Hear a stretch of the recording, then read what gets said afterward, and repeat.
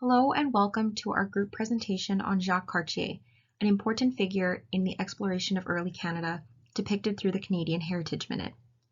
As a brief overview of our presentation, we are going to go through some of Cartier's background and what he is known for, as well as take a look at what Historica Canada was trying to achieve with their depiction of Cartier.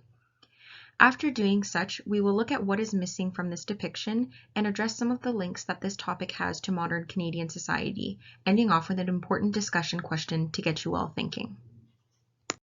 So who is Jacques Cartier? Jacques Cartier was among the first European explorers to travel across the Atlantic into Canada in 1534. On a quest for riches, Cartier chartered much of what would become modern-day Quebec. As for the early life of Cartier, not a lot is known since he reached his so-called peak with his exploration and endeavors in North America. However, it was thought that he may have also been involved in business and navigation. Many people view Cartier as the founder of Canada since he led so many expeditions through the St. Lawrence River. Mapping was seen as a critical skill at the time since it aided in geographical exploration. Attached is a heritage minute dedicated to Cartier depicting one of his expeditions and his meeting of the Iroquois, resulting in the naming of Canada, or so we thought. While this heritage minute gives us an idea of how our nation came to be, it may not be the full story.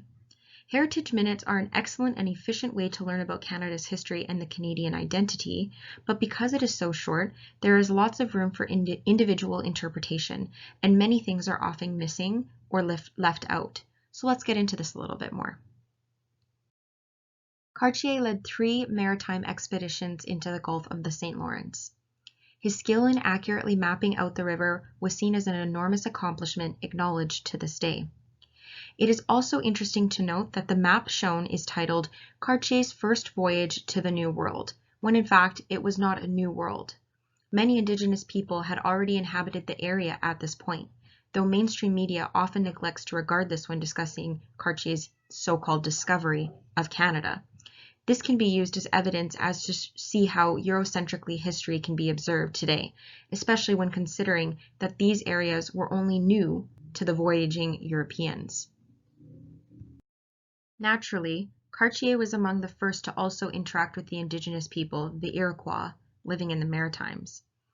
As this painting shows, Cartier's interactions were said to be both peaceful and equal for the two parties, but this was unfortunately not the case. So let's get a little bit into Historica Canada's framework of the Canadian identity depicted in this particular Heritage Minute. The Heritage Minute shows a slice of Canadian history, this one in particular showing one of the many journeys that Cartier embarked on. He is depicted as the founder of Canada, and in his interactions with the Iroquois, he comes upon the name of Canada itself, through the misunderstanding of the word Kanata, meaning village or settlement. The French explorers interpret this as Canada, the name of the land instead, which can be seen as the Eurocentric lens that the contemporary explorers of the time boasted. This Heritage Minute can be a tad contradicting. On one hand, it shows peaceful meetings and communications between the two parties. This suggests that Canada is a place of acceptance and tolerance. But on the other hand, the assumption that the Europeans automatically know what the Indigenous people are trying to say and that they have the correct translations of their words shows the ethnocentrism that is deeply rooted in the Canadian identity. Lastly, we see the Heritage Minute show the blending of identities in Canada, one that has its foot in different cultures and backgrounds. After all, here in Canada, we take pride in how multicultural we are, and so it makes sense as to why this would be depicted as such. While that is true in some forms, and we know that Indigenous people and the French did have symbiotic relations in some fronts, for example, the creation of the Métis, lots is missing in this depiction and clearly shows that history does not reflect the modern narrative. So what is missing? Well, for starters, the Heritage Minute depicts the language barrier between the Europeans and the Indigenous as humorous, when in reality, Europeans often took advantage of this barrier as a means of getting a better end of the deal. The European settlers would often trade with the Indigenous people of the land and essentially rip them off, as the Indigenous were not familiar with the values of different alcohols, for example. This is only one of the many examples that show how the Europeans took advantage of the language barrier while also largely disrespecting the Iroquois. In the video, the indigenous people are shown as passive, even inferior, as Cartier assumes control upon his arrival. However, we know that indigenous people have always been active agents in Canada's history, and this is not necessarily a fair depiction. Something else not shown, nor is implied, is Cartier's disregard for the Iroquois' occupation of the land as he claimed it under the property of France. This would be a pattern carried out by other European explorers, rejecting the notion of acknowledging the indigenous people's ways of being and making sure they knew that through their brutal colonization. The indigenous people helped Cartier and his explorers survive the cold winters when they did not know how, and also helped them avoid things such as scurvy. In return, the Europeans kidnapped their people and essentially put them on display in France, never returning them to their homeland. In an attempt to whitewash them, they also committed cultural genocide by not allowing them to practice their own cultural events. The video also only shows the French and the Iroquois. The Anglophones are a missing component. The history between the Anglophones and the indigenous was very complex as well, and in some cases, both parties prospered even more so than the French. To not see anything related to the Anglophones neglects a lot of the story behind colonization and how this played out for all people involved. Next, we have a few links to contemporary society to discuss. A significant event that involved Cartier, that I mentioned briefly already, was that his endurance through the Canadian winters were due in part to the Iroquois. He also kidnapped 2 sons of the Iroquois chief, Chief Donnacona, and brought them back to France. This would not be the last time that Cartier would do this. He later abducted more of the indigenous, including the chief himself, some of which never returned home.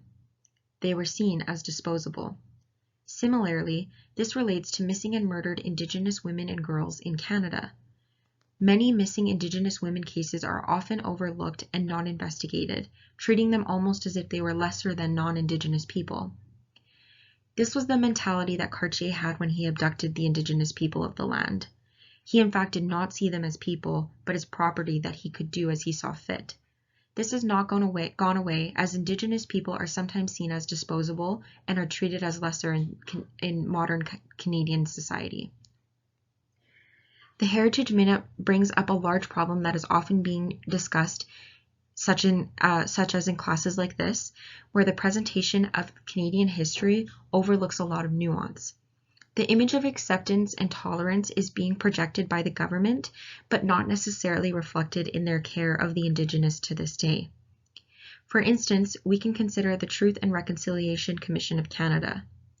The TRC has made countless recommendations of how to improve the relationships between Indigenous and non-Indigenous people.